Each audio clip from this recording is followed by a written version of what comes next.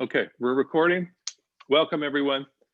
And we're going to cover chapters 12 through 18 tonight.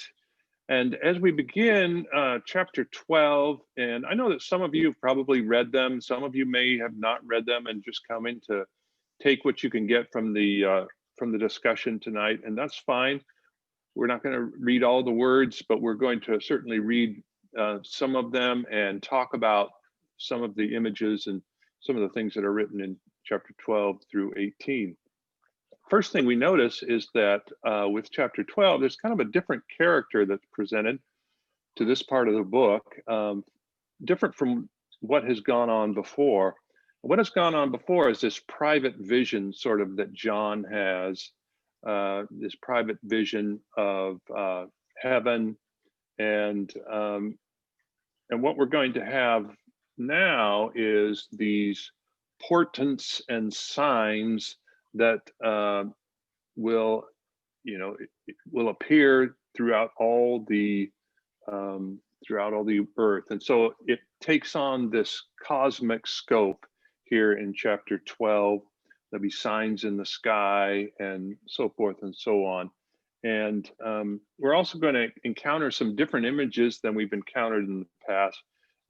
Images of a woman, of two witnesses, dragons, beasts, and so forth. And what this presents is, a cosmic struggle happening of good versus evil. And of course, all great stories are about good and evil, and this is really a cosmic struggle that's presented on a grand scale in chapters 12 through 18. So if somebody has available to them readily chapter 12 verses 1 through 16, let's jump right into it. Anybody, just raise your hand if you've got it. Okay, go ahead, Kristen. And the great sign appeared in heaven, a woman clothed with the sun and the moon under her feet, and on her head a crown of 12 stars. And she was with child, and she cried out, being in labor and in pain to give birth. And another sign appeared in heaven, and behold, a great red dragon having 7 heads and 10 horns, and on his heads were 7 diadems. And his tail swept away a third of the stars of heaven and threw them to the earth. And the dragon stood before the woman who was about to give birth, so that when she gave birth, he might devour her child. And she gave birth to a son, a male child, who is to rule all nations with a rod of iron. And her child was caught up to God and his throne. And the woman fled into the wilderness, where she had a place prepared by God, so that there she might be nourished for 1,260 days. The war in heaven. Okay, yeah, that's good. That's good. Okay. Yeah. It's a lot there. There's a lot there, right, to unpack. Maybe the first question is, let's start identifying, based on what we know of the Christian story, let's see if we can identify some of these characters. So who do you think this woman is that gives birth? Any thoughts? I mean, and by the way, if you throw something out, don't worry about it being wrong necessarily, because scholars have been trying to figure these things out for centuries. So what do you think, Alice? Well, it seems Mary, the Virgin Mary. There you go. And what makes you think it might be Mary? Well, she's a woman, and there haven't been too many women mentioned yet in Revelation. And she gives birth to a boy, and somehow the evil powers that be don't want this kid to live. They want to get rid of him. Yeah, and so yeah, that makes a lot of sense, especially given our remembrances. So if this is Mary, then the child that is given birth to is Jesus, right? The Messiah, and our minds are taken back to our minds are taken back to Matthew, where you remember Jesus is born, and Herod is going, we got to get this child, and he wants to kill this child. And so it has all the flavors of that, and of course, Revelation, as we've seen so far, is full of allusions to especially Old Testament scriptures like Daniel and others, but Israel's history. So I think that makes a lot of sense that like Herod, who was part of the Roman Empire, this Jesus is born of this woman. And what else would fit this idea in this text here, that this would be Mary? What happens to this child? Judy, you were going to say something, but you're muted. Can you unmute yourself? Yes, delivered to God. Yeah, delivered to God. So, we've seen at other places in Revelation that Christ is on the throne. So he's delivered to God. Yeah. And then what happens to this woman? She's banned. She's taken away someplace for a long time. And Well, happened to her on earth with this dragon. Well, she flees to the wilderness. Yep. According to just these verses that Kristen read, Oh, yes. and to a place that's prepared by God. So I assume she would be saved. Yeah. So Mary is certainly a good thought. Anybody else? Who else might this woman represent? Martha? I don't know. Hagar. Hagar? I hadn't thought of Hagar. Some commentators mentioned that perhaps the woman represents Israel. Of course, Israel, the Messiah. Also, maybe the woman would represent the church, possibly.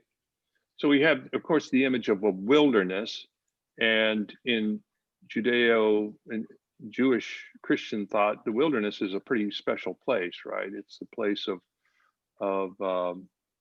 wandering, and a place of that's outside of the mainstream.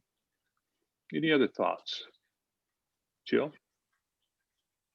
What's the significance of the precise 1,260 days? I mean, what? How many years is that? 3 years, a little over 3 years. Closer to 3.5, actually. Well, yeah, in between. You just so is that a clue to something? That in fact, the question I was going to ask at the beginning was all these numbers. There must be some significance that Revelation seems to rely. It must have been a mathematician who wrote some of this, that numbers are so important. Well, Well, I wonder if the little over 3 years, what strikes me is that is approximately the time that Jesus was doing his ministry. Yeah. Okay. Interesting. Well, but first to address that and then the numbers thing, but 3.5 years, if you remember, well, I remember from my childhood and the study of the rapture and what's called premillennialism, this idea that there's going to be 7 years of tribulation, and it's broken up into 2 3.5 year periods. So that may have something to do with it, or at least that's the way some have interpreted it. I don't know. back to your question, Jill, about the numbers. For ancient people, the numbers were very important. And so even in the Gospels, you see all these numbers, and there are some commentators who, or some people who find great significance in the numbers. For instance, when I think it was in a post-resurrection appearance of Jesus, and the disciples can't catch any fish, and this character, who turned out to be Jesus, tells them to let down their nets on the other side. They pull up, and it lists a certain amount of fish that they caught. I mean, why would it list the number of fish? And so there's this thought that it had some significance.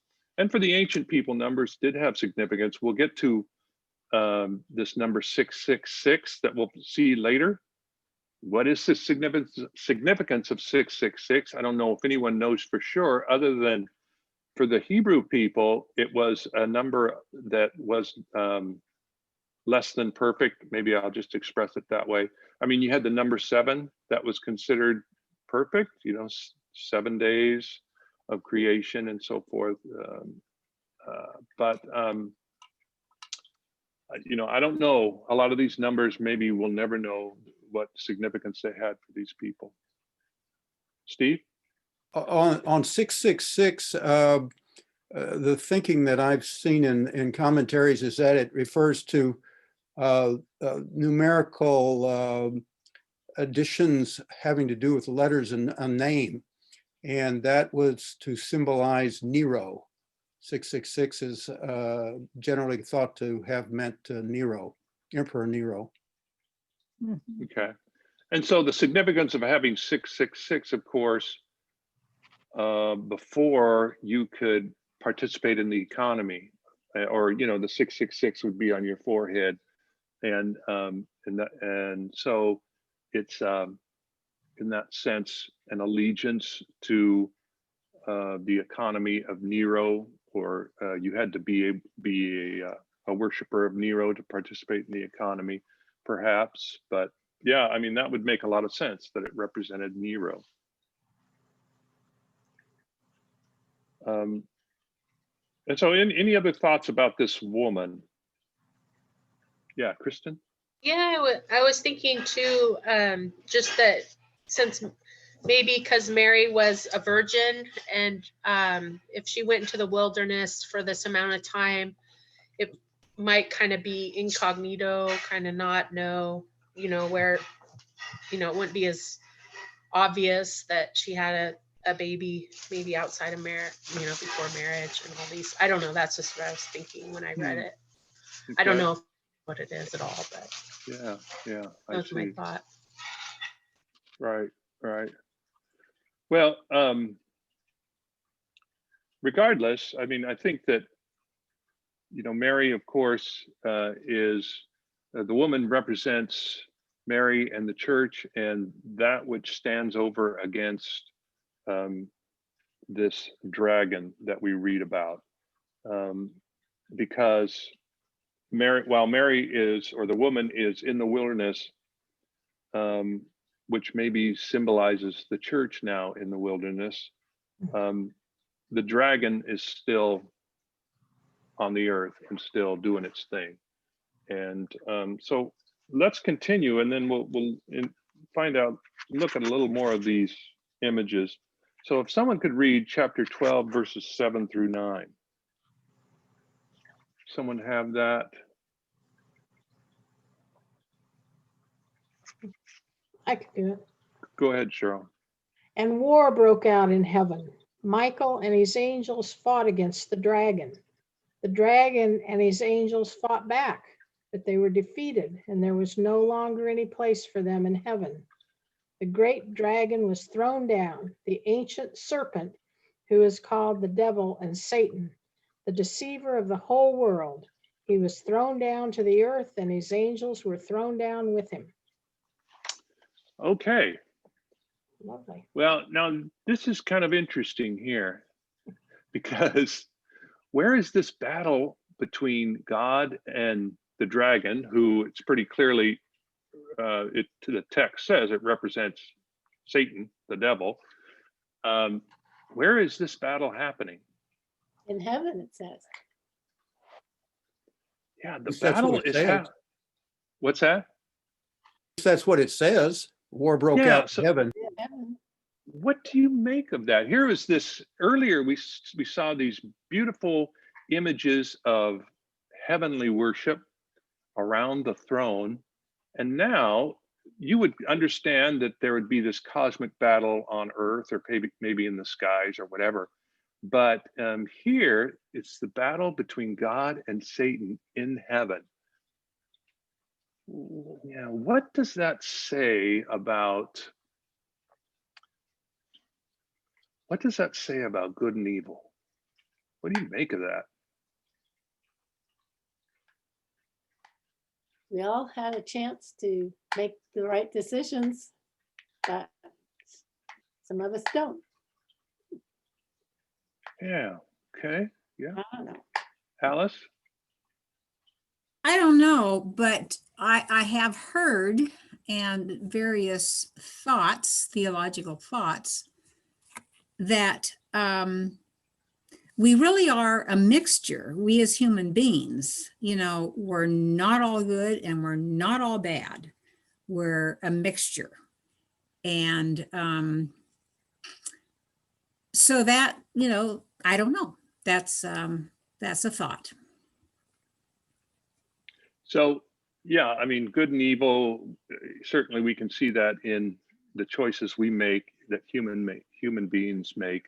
And, as modern Christians, we demythologized a lot of stuff and we don't see, these cosmic battles going on in heaven.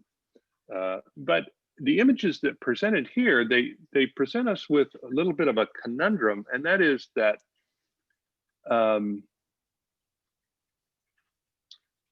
that there is evil in heaven, at least as it is presented here by John. And it makes us ponder to what degree is God responsible for evil? So in the great Hindu text, the Bhagavad Gita, for instance, right? There's this place where it says, I guess it's Krishna, who is, the form of Vishnu, the Hindu god. And he says, I am the creator and destroyer of worlds, right? And famously, Oppenheimer said that when he saw the first test of the atomic bomb, right? He quoted the Bhagavad Gita, I am the creator and destroyer of worlds, and very poignantly. So, I mean, this has been a discussion that theologians have had for a long time, and that is, certainly Revelation presents this very dualistic picture of good and evil, God and Satan. And yet, we try to be a little more sophisticated in our theology, that it is God who is on the throne. So God must have some control over evil, right? I mean, what do you think of that? I mean, this could get us into a whole discussion of theodicy and why is there evil, but how do we think about God in a world where there is evil? I know this is a pretty deep discussion for a Wednesday night.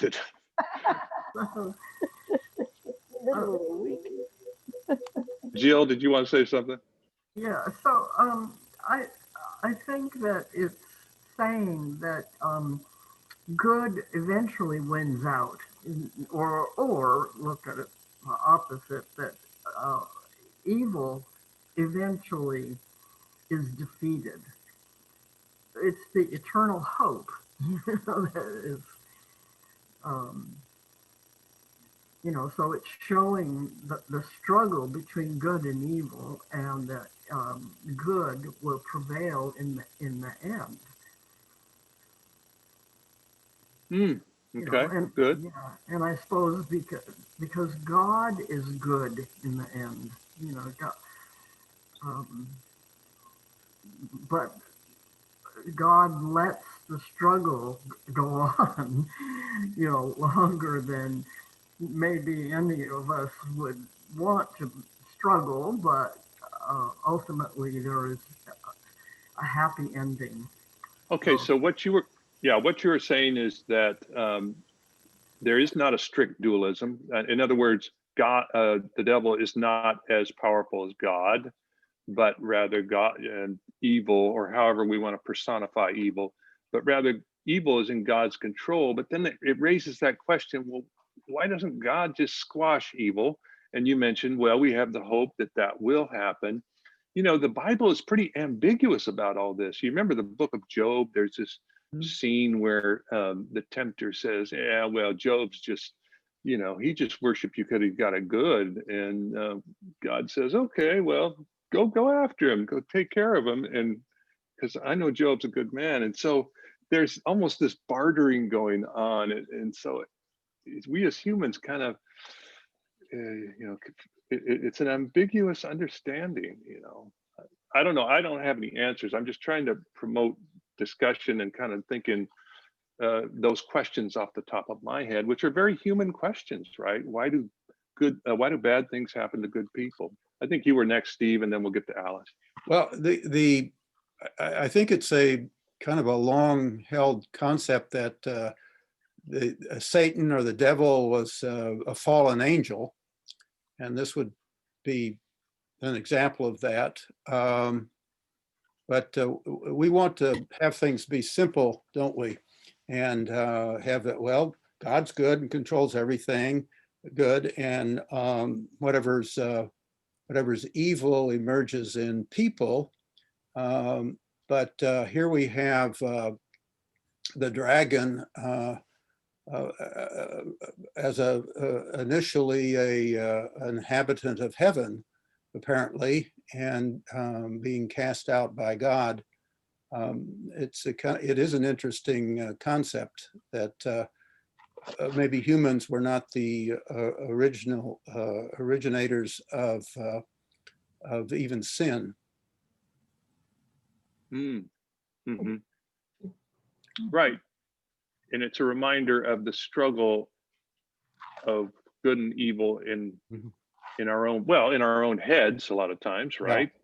But also on the earth as we see and identify evil, just as the writer of this book identified the evil that was happening in the culture around him. Yeah. Alice, were you going to say something? Yeah, just this question is such a stumbling block for so many people, especially Jews. You know, it's like, if God is good, how could God allow this horrible thing, the Holocaust, to happen? And so there's a lot of people who really don't want to have anything to do with religion or faith because of that. So it's a very difficult question. Yeah, right. And you know, I was reading. I got dogs going crazy here. I don't know. I may have mentioned this before. I was reading something about the time that Oprah Winfrey was interviewing Elie Wiesel, right, about his experience of the Holocaust, and Oprah, who's very, you know, tied into this sense of divine and everything's controlled by God, and she says to him, well, that you survived, you know, you must have really sensed that God delivered you, that God was with you, and that was God's doing, that you survived the Holocaust. And Wiesel looks at her and he says to her, no, it was pure chance. He says there were people a lot better than me who died in the Holocaust, and there's no reason for me to have survived.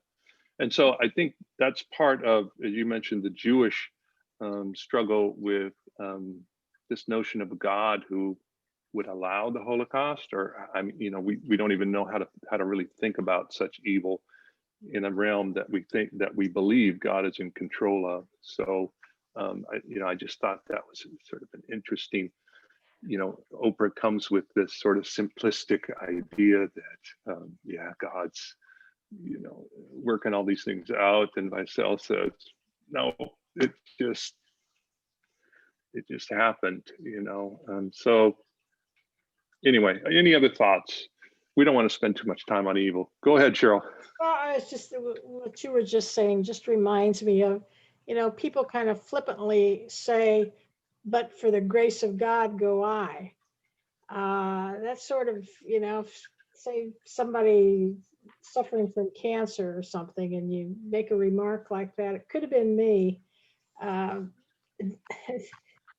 always says to me that you're sort of putting yourself in a different class from people who are subject to bad things happening to them. And it always bothers me that people think that it's the grace of God that kept them from getting this horrible thing that someone else has. Is it, or is it just chance? I'm more with Weasel, that that's more chance. And yet, so let me just push back on that a little bit. I by the way, I am with you on that, Okay. but I'm also aware of psychological research that suggests that people who have that attitude tend to be happier and healthier. Probably. That is, those people who really think that God is with them and God is on their side and directing them, there's something about that that's a tonic, right? That makes you feel good about life. And so anyway, I just throw that out there.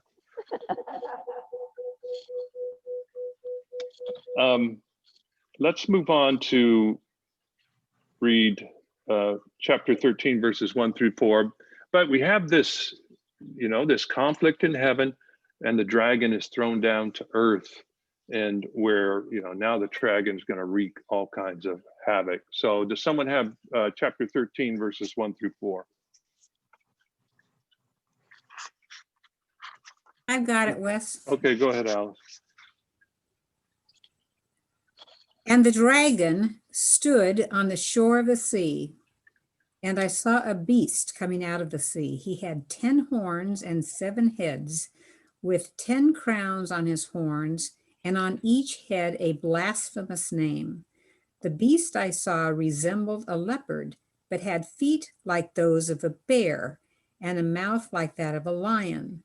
The dragon gave the beast his power and his throne and great authority. One of the heads of the beast seemed to have had a fatal wound, but the fatal wound had been healed. The whole world was astonished and followed the beast.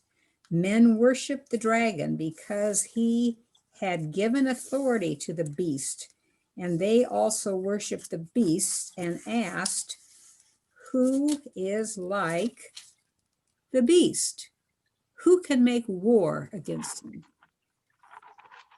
Okay, so if the dragon is Satan, dragon is cast out of heaven, and all of a sudden there's this struggle on earth, which is kind of says to us what this struggle going on in heaven is now on earth.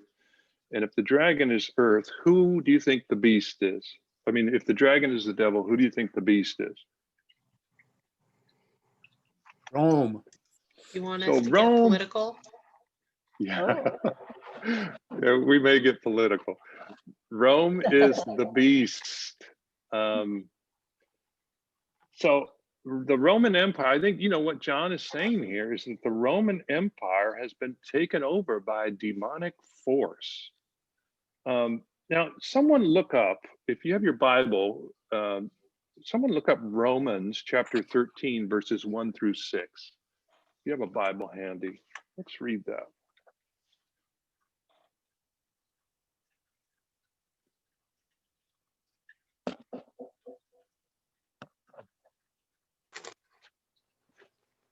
Chapter 13, verses 6 through 7. Chapter 13, verses 6 through 7. I've got it, Wes. Go ahead, Steve. Let me get my glasses here. Let every person be subject to the governing authorities, for there is no authority except from God, and those authorities that exist have been instituted by God. Therefore, whoever resists authority resists what God has appointed, and those who resist will incur judgment. For rulers are not a terror to good conduct, but to bad. Do you wish to have no fear of the authority? Then do what is good, and you will receive its approval, for it is God's servant for your good. But if you do what is wrong, you should be afraid, for the authority does not bear the sword in vain. It is a servant of God to execute wrath on the wrongdoer. Therefore, one must be subject not only because of wrath, but also because of conscience. For the same reason, you also pay taxes, for the authorities are God's servants busy with this very thing. Whoa, okay. Rarely are you going to find pieces of scripture that say contradictory things than you've just read, right? Right. So we've just read from Revelation that Rome has been influenced and overtaken by a demonic force that is causing them to do what they do. And then Steve has just read from Romans. So if we assume Revelation was written in 95, let's just say that, 95 of the Common Era of the first century, Romans was probably written 50s or 60s, 50s maybe, sometime in the 50s. So here you have Paul encouraging, commanding the Roman people and the Roman church to obey the authorities, right? To obey their laws, because the authorities are put in place by God. You have 30 or 40 years later, John saying, these authorities were not put in place by God, they're put in place by Satan. So what do you think has happened historically to change this? You know, Paul seemed to have this optimistic view. He often, I don't know about often, but you read in a few places, for instance, in Acts, where he uses his Roman citizenship. And for him, Roman citizenship was a good thing, and it helped him in some ways. And so, what if we are going to piece this together? What would we say might have happened historically to change the character of the Roman Empire from what Paul experienced it to be in the 50s and what this writer John experienced it to be in the 90s? Overuse of power. Okay, abuse of power that just grew steadily worse. Yeah. Any other Greediness. thoughts? What was that? Greediness. Greedy, greed, yes. More violence towards specific groups. Violence towards specific groups, yes. And I think all those things are probably true, and probably go along with maybe the main thing that happened in those years, and that is that we know that through that first century, the imperial cult grew. That is, that from what I read early on, the emperors, it was believed that after they died, they became divine. But as time went on, the emperors began to take on for themselves and proclaim that they were divine even in life, and that the cult of the emperor continued to grow and become stronger throughout that century. And you know, they've unearthed statues of Domitian, for instance, huge statues, and so from what I read, it was the main thing was that it became more and more important and required of citizens to worship and to see the emperor as divine. And if the emperor is divine, then there is no there is no argument about whether you obey the emperor or not, right? There's no democracy. There's no sense of any kind of justice beyond whatever the emperor says is justice. And so at least some of the stuff I read said this was probably the biggest thing, and it contributed to more violence and more graft and corruption and so forth and so on. Any thoughts about that?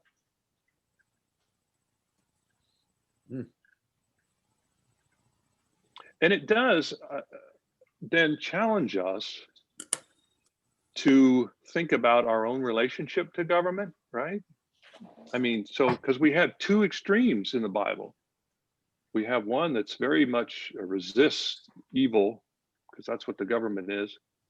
And then we have the other, the Apostle Paul saying, well, these temporal authorities were put in place by God. And we have in our own Reformed tradition this idea that grace can, that governments can be a means of grace, or that is that, we have this idea of common grace, and that governments can be a force for good in the world, and therefore God can work through governments. And so, we have kind of these two different views. Well, one of the things that stuck out as Steve wrote the passage from Romans, it says very clearly, pay your taxes. Okay. And we won't comment on how much President Trump has paid in taxes as it was revealed. Pay your taxes. Okay. Well, and it is a recurring theme, pay unto Caesar that which is Caesar's, and unto God that which is God's, or Romans 13, verse 7, pay to all what is due them, taxes to whom taxes are due, revenue to whom revenue is due, respect to whom respect is due, honor to whom honor is due. It's like it's an instruction to identify your responsibilities in the society you're in, and respond properly, kind unto kind, honor unto honor, or taxes for taxes. Yeah. I don't know where the Bible goes with that, other than it is a recurring theme. I mean, Jesus says, pay unto Caesar that which is Caesar's, and under God that which is God. It's the same parallel thought as verse 7 in Romans 13, verse 7. Yeah, let's go with more of that in a few moments. Yes, Steve.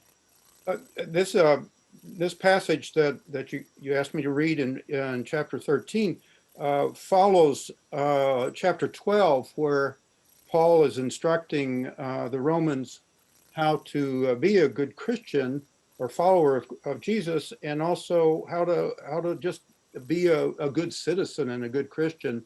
And so, and then he follows on, also obey the law. Be good to each other, don't avenge yourself on each other, and so on. So it seems like he's giving them a civics lesson. Yeah. Just a civics lesson, and concluding with how, starts with how to treat each other, following Christ, and then how to live within the authority of wherever it is you live. And he may have also been trying to help the church survive. That is to say,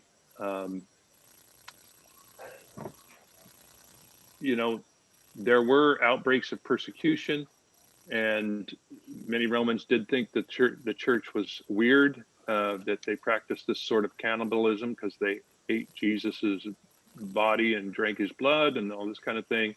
And so it may be that he's also not only encouraging them to be good citizens, but also, hey, don't bring down unnecessary disdain and possibly persecution by resisting the laws.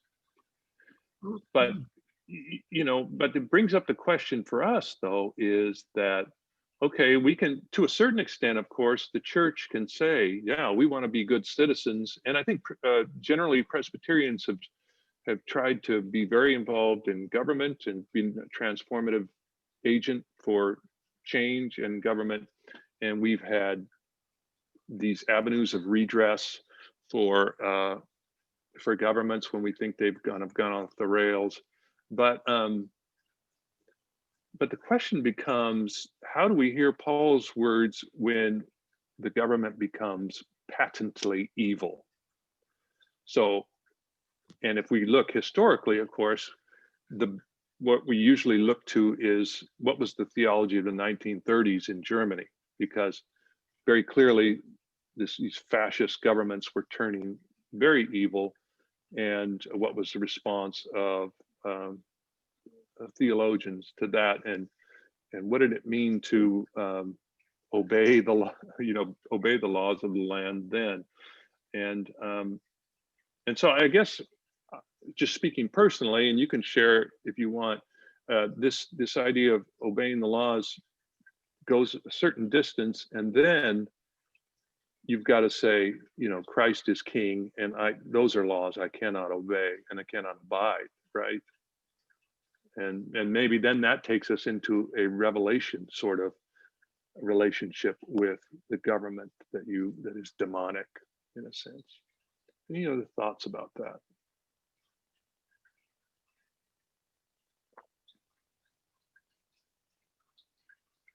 Because certainly, if we go back to the 30s, the Nazis co-opted the church, of course, and you had the nationalistic church, and you had that famous quote by Niemöller, who was originally a Nazi Christian, but then, as in the late 30s, saw that this was a bad thing. And, he said, first they came for the Jews, and I wasn't a Jew, so I didn't care. And then they came for the socialists, and then they came for the so forth. And then they came for me, and there was really no one else left to say anything. So, I don't know, what do you all think about that?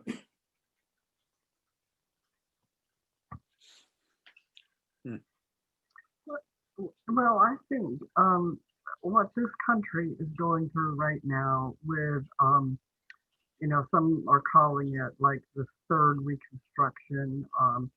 We really are still fighting the Civil War, and Black Lives Do matter because we've had a history of over 200 years, 400 years of enslaving a race of people and doing evil unto them, and it's we've been able to keep when I say we, non-white people in particular, who have profited from the development of this country, are now being called upon to say, hey, wait, we look at all the Native Americans. We killed millions of Native Americans when we took over their land.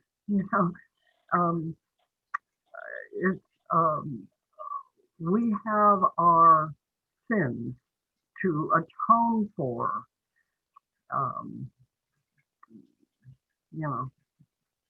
That's what I get out of this, is that we white Americans, or the great men who founded this glorious country, and have they had their shortcomings too, so.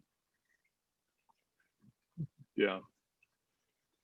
Thank you, Jill. Anyone else? What are your thoughts? Relationship to the government. I just a few nights ago, based on a recommendation by Gordon Zirkle from the church, I watched on Netflix the trial of the Chicago 7, and and the movie was great, And I don't know how absolutely historical it was, but it was, I think, fairly right on. But you had this in the 60s, a whole group of Christians and others who felt like the government was not worthy of the respect, the kind of respect that certainly Paul writes in Romans, because they were involved, because the government was pursuing this unjust war. And so they resisted, and they resisted by burning draft cards, or by other means, of course, protesting in various ways. And there was something later on in chapter 16, which the way we're going might not get to, but one of the images is there's frogs in their mouths, and which is probably, it alludes back to, of course, to the Egyptian plague of frogs, but the frogs being lies. So, what John is saying is that the emperor, the government, Rome, tells these lies, these fabrications that protect their power and status. And so it kind of reminded me of, Vietnam, where there was this secrecy and there was these lies about how many people were being killed. And you had the Ellsberg papers and these sorts of things that came out which is what sort of governments do to protect themselves. So any other thoughts? Once again, we have Paul on one side, respect the government; Revelation on the other side, resist. There's a confession, Presbyterian confession, was it during the 70s or 60s that you're talking about? But there was a confession called the Confession of 67. Yes, that was, my professor in seminary was in the lead person on that committee who wrote that confession, and he was very proud of the work they did. And it is a wonderful confession, right in the heyday of all that resistance and all that, the turbulence of the 1960s. And it's a beautiful confession. I haven't heard of it. Can you summarize it? Well, the Confession of 67 was, it came, earlier in that decade, you had the Second Vatican Council, which kind of opened up the Catholic Church a little bit, Mass in the vernacular, and a drive toward ecumenism and all these kind of things. And so in the Protestant Church and Presbyterian Church, there was those same sort of sentiments. And so the GA commissioned this committee to come up with a new confession for the times. And what it is based on, it's based on, like, I don't know the exact verse, but where Paul says that God was in Christ reconciling the world to himself, giving us the ministry of reconciliation. So it's all about reconciliation, which was an important theme in the 60s, right? Because there was all kinds of unrest, just as it would be an important theme now that there's a lot of unrest. So how do we reconcile races? How do we reconcile the different, the genders? And how do we reconcile a world at war and Did make it for peace? specifically use the word racism? Well, there is a section on the Confession of 67 on racism, I believe. Okay. And so you can, all you'd have to do is Google it, and you could probably get the whole confession in a PDF online. And it's wonderful. Okay, any other ideas? So the important thing about, I think, resistance for the people at that time, of course, was, okay, you could resist the government, but what did that mean economically? You could see the government as an imperial cult and you refused to worship the emperor, but that had very serious consequences for you economically. And so, I remember I was in my very first church I was in, there was a woman in the church, a wonderful woman, and her husband was not a member of the church. he was a member of a very fundamentalist church, right? And they did it, and it was all about this apocalypticism, the rapture, and everything like this, and this tribulation that was coming. And so I remember talking to him one time, and you know, he asked me what I thought about all this, and he said, well, are you, you know, when they come to put a microchip in your buttocks or in your arm or whatever, you know, in other words, for him, this was the mark of the beast, that they were going to put these microchips in people, and that was the only way you could be involved in commerce. You know, that was the only way you could buy and sell, and that it was the mark of the beast. And if you took it, you showed that you were on Satan's side, but if you didn't take it, you were going to starve. So this was the tough question that he was putting to me. And I probably made light of it, just that I didn't want a microchip anywhere in me. But it brings out the conflict for these people in the first century, right? That, yeah, okay, I say Christ is king, and I worship Christ and this lamb that was slain, but what does that mean for my business? What does that mean for my family and trying to get food? You know, these were serious questions.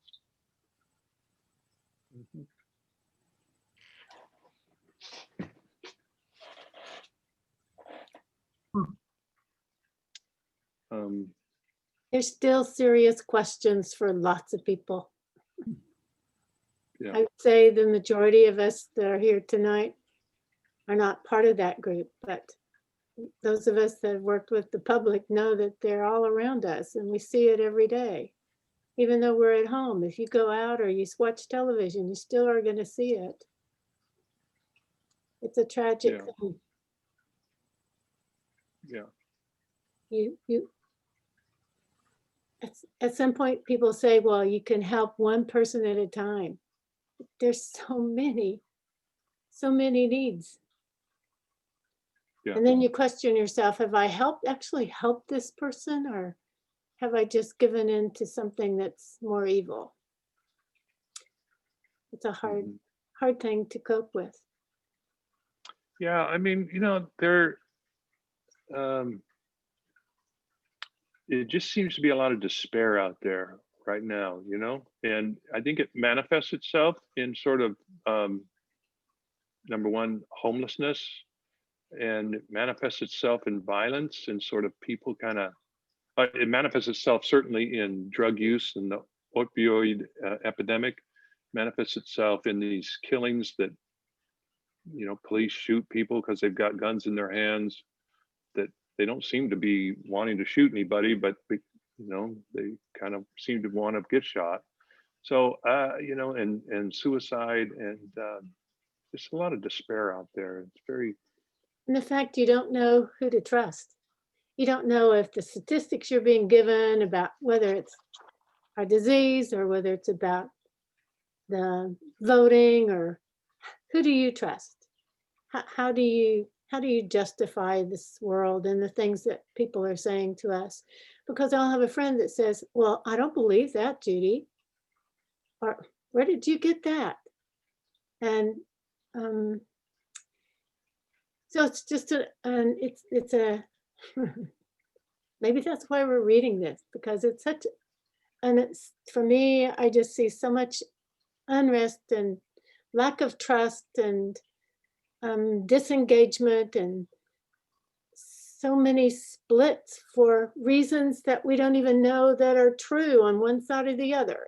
It's a difficult time, and it's hitting not just people you don't know, but people who are good friends and families.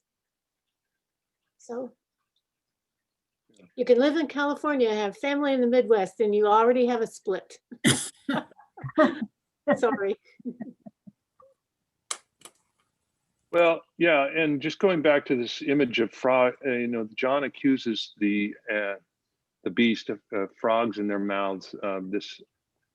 It does bring up this notion of sort of fake news and the intent of confusing people and making people suspicious of one another, suspicious of their own government,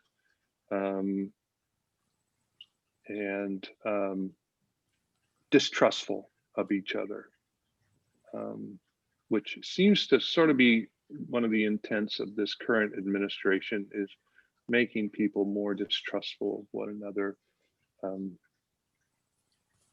There was an article, I think it was in Time magazine that came last week. And just a kind of a little sentence that meant a lot to me. It was something that false statements get repeated on and on and on. And things that are facts just get ignored. And then it reminds me of, and I don't remember which Nazi it was, if it was Goebbels or somebody, that someone was asking after the Holocaust was over, he was still alive, he was probably on trial. And they were kind of asking, well, how did this happen? Because Germany had been a beacon of intelligence, okay, for, I don't know, 100 years, maybe more. And his response was, you take a lie and you keep repeating it over and over and over again, and people will eventually accept it. Yeah. Well, yeah, thank you for all your comments tonight. We've been at about an hour, but I would like to finish on something brighter, and that is, Thank you. but I mean, this is one of the great things about Revelation that I'm finding as I'm looking through it is, yeah, there's some big issue stuff that, we need to, that it's great to talk about, good and evil and lies and truth and all this kind of thing, and these cultural manifestations of the Roman Empire that maybe we can see vestiges or parts of, in our own government, but they are interspersed with these beautiful worship scenes, right? These beautiful scenes of worship. It's like John is saying, yeah, this is bad, but we have worship. We still have a God who is in control and is on the throne. And so they are beautiful. So before we close, let's read, someone please read Revelation 14, 9 through 13, just those 4 verses.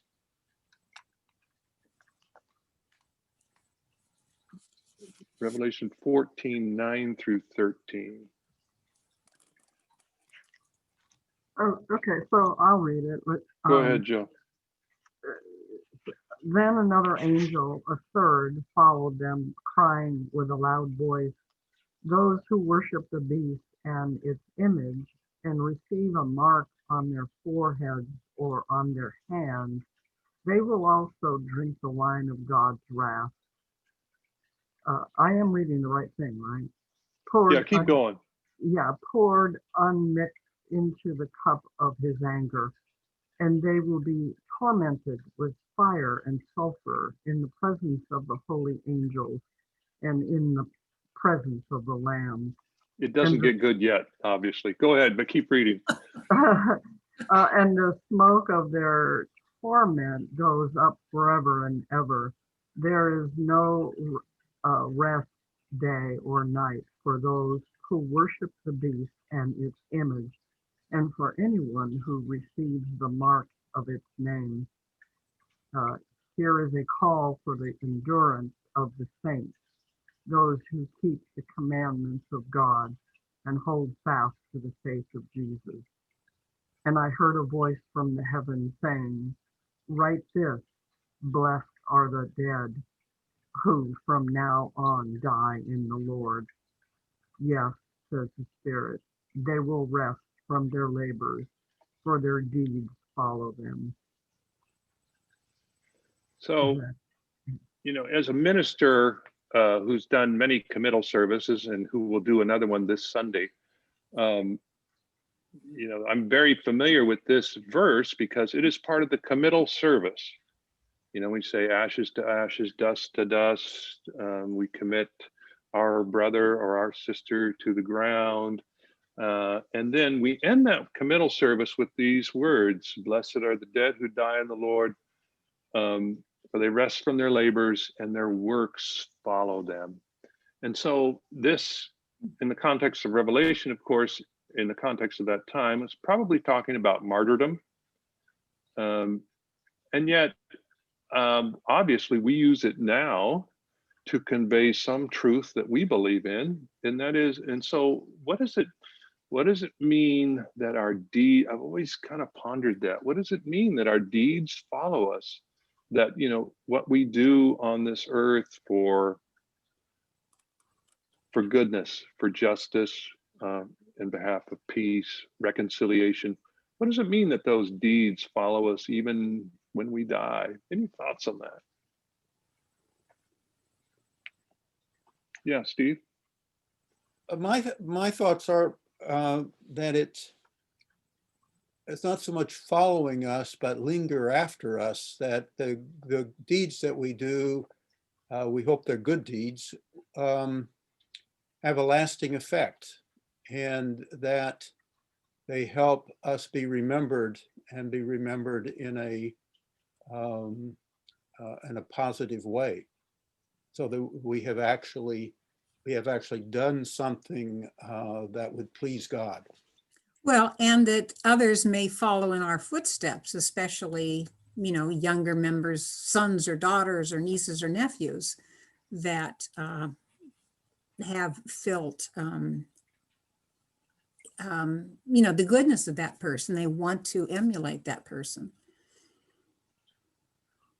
Well, I think we all recognize goodness when we see it, even though we may not at the moment, but as we reflect on it, we realize that someone has risen above what I could do, for example.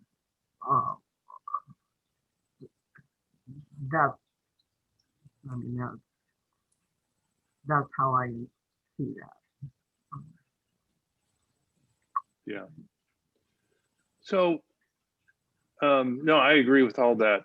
I think, Sunday is All Saints Day, when we kind of reflect on the people who have made a difference in this world, and have gone on and are not with us anymore, but they've had an impact on us. Maybe they have had an impact on the world for good. And, any of us, looking back on our lives, can name people who just absolutely instrumental in helping us become who we are, and we're grateful for them. And they are, for us, they're saints, right? Their deeds are following them, and we are a part of that, their deeds that have followed. So, and maybe if we kind of could draw a simplistic difference between this culture of the Lamb that the church follows, and the liturgy of the Lamb, and the liturgy of the Emperor and the Empire, the difference might be this, that, and I might bring this up on Sunday, that, the liturgy of the Lamb is that liturgy of sacrifice, of good, that one makes certain sacrifices for the sake of others. Whereas the liturgy of the Empire it's all about me, that might makes right. It's all about me. It's all about winning, me first, us first. And so maybe this is, to me, one of the big differences. And I think making those sacrifices on the behalf of the world, on behalf of your family, behalf of the church, those are some of the deeds that follow us and really make a difference in this world, and make a difference in people around us, and make a difference in the lives of people we don't even know, perhaps. So we will close it there. And I will be preaching, by the way, this Sunday on Revelation chapter 7, which is one of the lectionary readings for All Saints Day. And so, yeah, Alice, I'll be doing some Revelation, and I'll try to keep it a little bit subdued. But and I'm not quite sure what I'm going to say yet, but it's been interesting study up to this point. I encourage you to join us next week when we'll kind of look at the best part of the book, and that is the images of the New Jerusalem coming down out of heaven. This, where there is no need of sun because it's God who just lights up in all of creation. So that'll be the beauty of next week. And as I mentioned at the beginning of this, for those who joined late, for 2 Wednesdays after that, we'll be baking sourdough bread together, led by Peter Winslow. And so that should be fun too. Well, bless you all. Peace be with you. Have a wonderful week, and we will see you on Sunday. Thank you, Wes. Thank you, Wes. Thanks for all You your have a comments. wonderful weekend. Or Thank week. you. See you on Right. Sunday. Bye-bye.